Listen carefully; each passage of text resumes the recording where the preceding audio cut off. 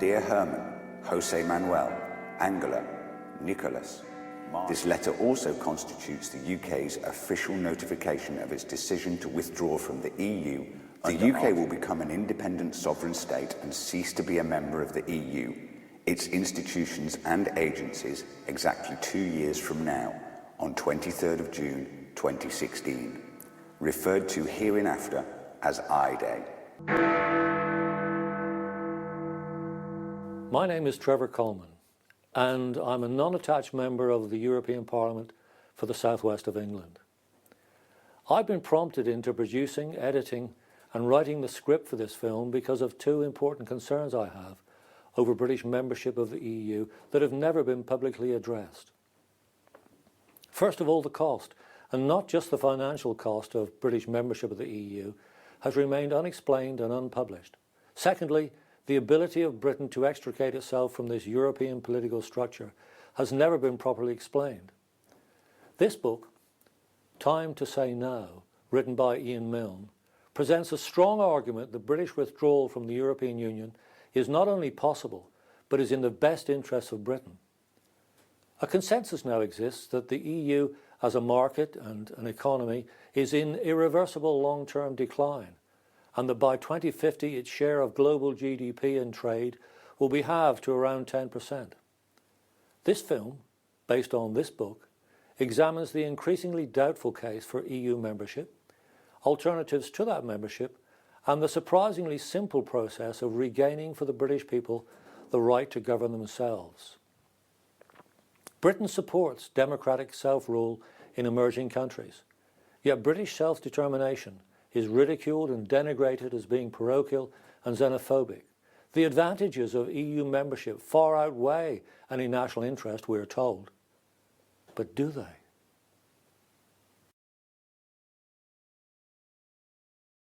Before the UK joined the common market in 1973, cost-benefit analyses predicted negative economic consequences. During the last 10 years, not one respected analysis has concluded that the UK derives any net economic benefit from EU membership. Evidence is accumulating that the ongoing annual cost of Britain's EU membership could be 140 billion or more. Despite repeated requests, all three major British political parties have refused to carry out a cost-benefit analysis of Britain's EU membership, almost certainly because they know what the result will be. Membership of the single market is said to be vital for British trade. The facts, however, appear to suggest otherwise. A country does not have to belong to the single market to export to the single market. The USA and China, not EU members, with no votes in the EU Council of Ministers, no MEPs, no commissioners, no judges in the European Court of Justice, and no army of Brussels-based civil servants, each sell more to the EU than the UK does, without paying a cent to Brussels or imposing one iota of EU regulation on their domestic economies. Closer to home, Norway and Switzerland, not EU members, export far more to the EU in relation to their GDPs or population than the UK. In fact, the whole of the rest of the world can trade with the EU without membership. The case for membership of the single market based on imports and exports continues to be tenuous.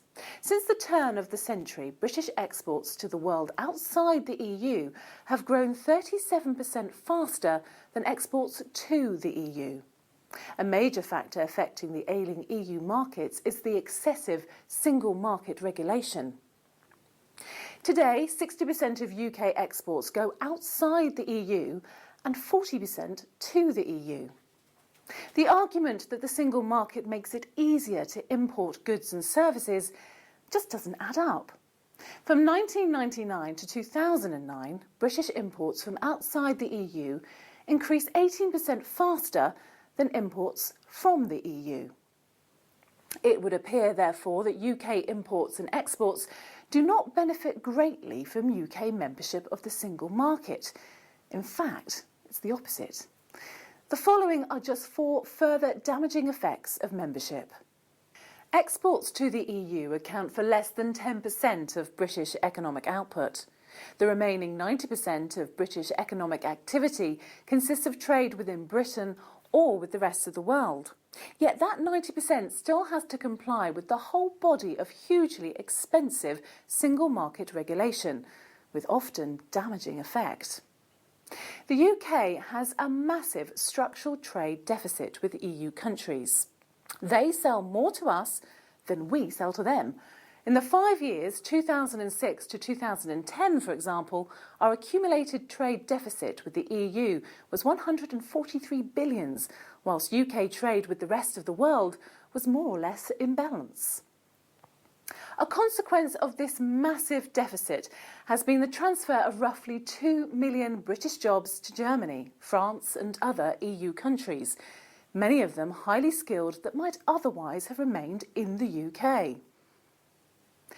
It's worth pointing out as well that after British withdrawal, the EU would continue to trade with the UK and vice versa, as the UK is the EU's biggest customer worldwide. There are a number of options open to the UK other than EU membership. Here are just 3. A radical option for the UK would be to withdraw from the EU completely and under the World Trade Organization umbrella to unilaterally declare genuine free trade with the countries of the world, including the remaining EU. Following such withdrawal, the UK ought to consider making the Commonwealth the main focus and vector of its global trade policy. In 2050, for example, viewed from the UK, the Commonwealth will constitute a market 9 times greater than that of continental EU. By a fortunate accident of history, the Commonwealth will be where much of global GDP and trade growth will occur over the next half-century.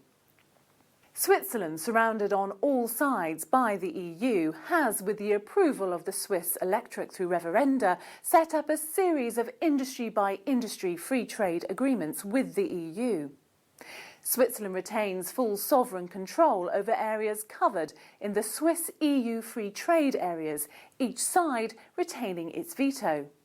With one exception, in civil aviation, none of the bilateral free trade agreements obliges Switzerland to adopt the relevant part of the acquis communautaire, the massive EU Book of Rules. This is a model Britain could easily copy. Switzerland, Norway, Iceland and Liechtenstein are members of the 50-year-old European Free Trade Association, EFTA, of which Britain was a founder member before joining the EU. Unlike the EU, EFTA is not a customs union in which members surrender control to the centre. Each EFTA member conducts its own trade policies and sits and votes at the World Trade Organization in its own right. 3 of the 4 EFTA states, Norway, Iceland and Liechtenstein, are members with the EU 27 of the 30-member European Economic Area, but remain outside the Common Agriculture Policy, the Common Fisheries Policy, EU Foreign and Defence Policies, EU Justice and Home Affairs Policies, EU Monetary Union, and any other policy not specifically provided for in the EEA Treaty.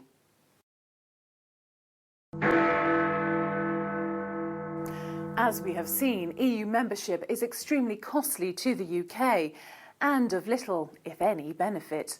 On withdrawal, that burden on the British economy would progressively disappear. This is how it will happen. 23rd of June 2014. Dear Herman, Jose Manuel, Angela, Nicholas. UK resumption of sovereignty. On 19th of June 2014, in a referendum, the British electorate voted decisively to leave the European Union. The purpose of this letter is to let you know how the implementation of the electorate's decision by Her Majesty's government will affect the principal strands of the relationship between the EU and the UK.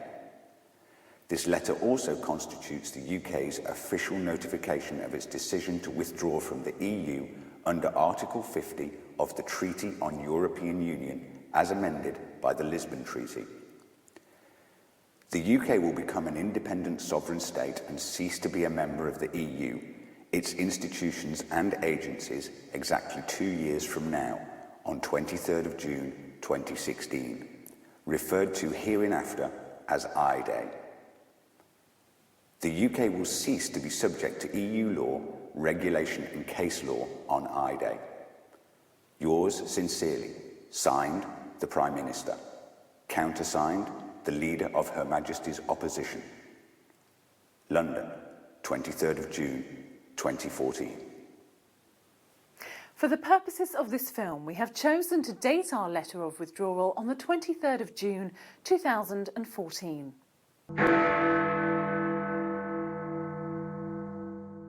The UK will become an independent sovereign state and cease to be a member of the EU exactly 2 years from now, on the 23rd of June 2016, referred to hereinafter as I-Day.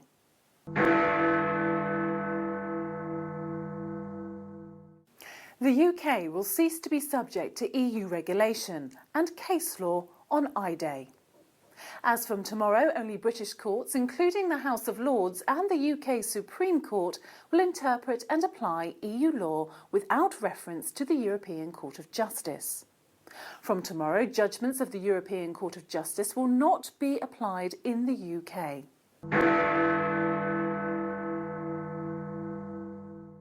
A new British ministry, the Ministry of EU Transitional Arrangements, MITA, headed by a senior cabinet minister, will be charged as from tomorrow, 24th of June 2014, with the responsibility for managing and negotiating all aspects of the transition process. His or her second in command will be a senior opposition shadow minister. Other ministries will report to MITA on all transition matters. MITA will be staffed by experienced specialists from the British private sector, from business, transport, energy, the city, farming, fishing, military and legal circles. MITA will complete the bulk of its work by I-Day, but remain in existence for a further 2 years to help resolve any leftover issues. By statute, MITA will be dissolved exactly 4 years from today.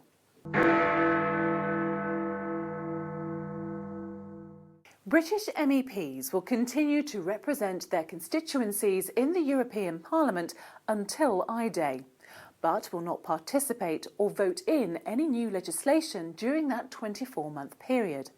Their salaries and allowances will be progressively reduced to reflect their reduced workload. They will resign their seats on I-Day.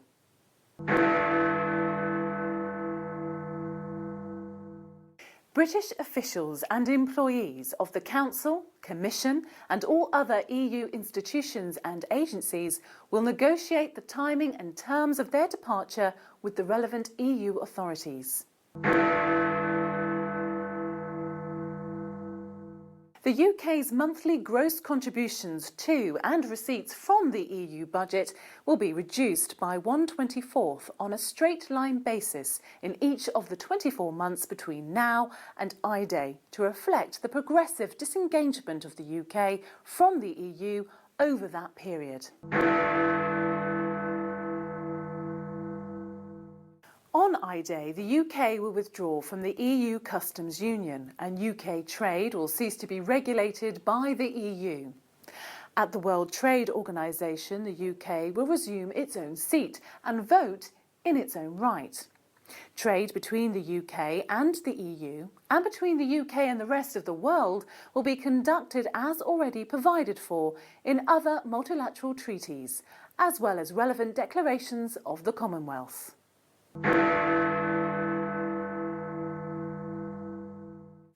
On I-Day, the UK will cease to participate in EU defence planning, activities and operations, including arms procurement agencies. From I-Day onwards, the deployment of British armed forces in defence of the European continent will be conducted through NATO.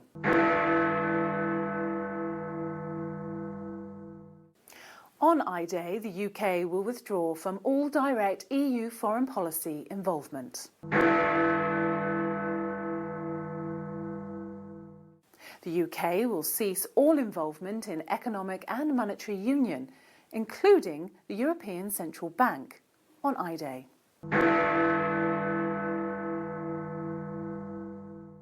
The UK will cease all involvement in the Common Agricultural Policy and the Common Fisheries Policy on I-Day.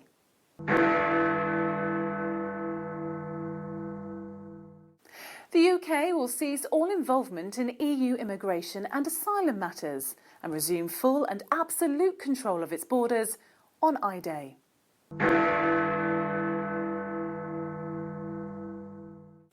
On I-Day, the UK will cease all involvement in EU aid programmes worldwide.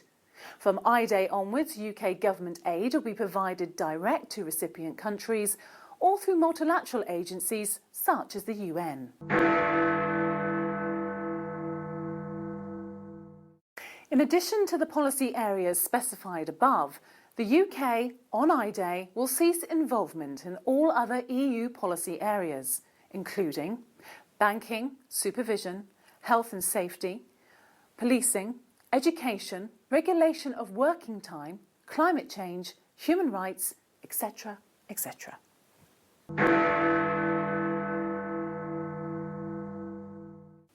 A bill to give effect to the measures set out above will be laid before the House of Commons next week. And then we will be free. It's as simple as that.